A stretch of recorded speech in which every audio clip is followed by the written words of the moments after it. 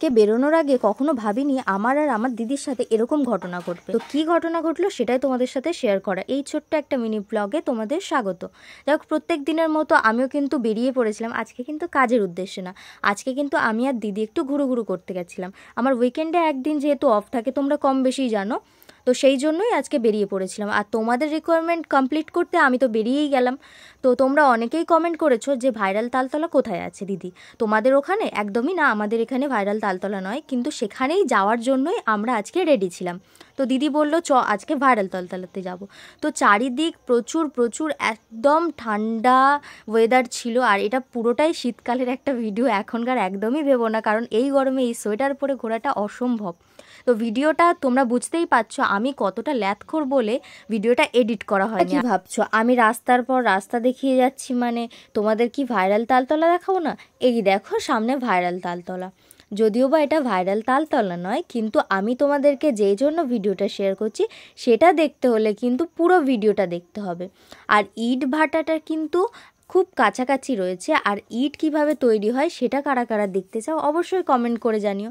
আর এখানে আমি তোমাদেরকে বক্তব্য পেশ করছিলাম যে আমার দিদির একটা ইউটিউব চ্যানেল আছে, অবশ্যই কিন্তু তোমরা সাবস্ক্রাইব করে দিও। আর ওখানে কিন্তু আমিও দিদির সাথে অনেক ফানি শর্ট ভিডিও শেয়ার করি। নাও অনেক বকে ফেলেছি, এইবারে কিন্তু যেটা কাজ করতে এসেছিলাম সেটাই তোমাদের সাথে শেয়ার করা হলো না, ওটাই শেয়ার করার।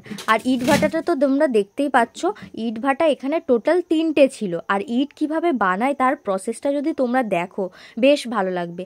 আর সবথেকে অবাক করা বিষয় হচ্ছে মাটি দিয়ে ইটটা তৈরি হয়, যেটার এত বড় বড় বিল্ডিং বাড়ি ঘর তৈরি করতে সাহায্য করে। মাটি কতটা একটা পুড়িয়ে শক্ত জিনিস যেটা আমাদের ঘর বানাতে সাহায্য করে।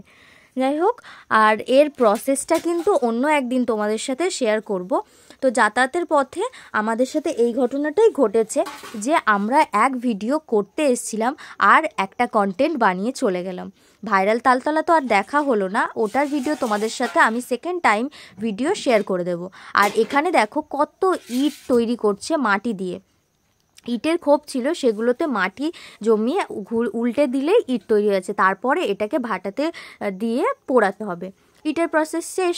তো এটার প্রসেস কিন্তু তোমরা যারা যারা দেখতে চাও এর নেক্সট ভিডিওতে অবশ্যই কিন্তু কমেন্ট করে জানিও, তাহলেই তো বুঝতে পারবো যে তোমরা ভিডিওটা আদেও দেখতে চাও কিনা।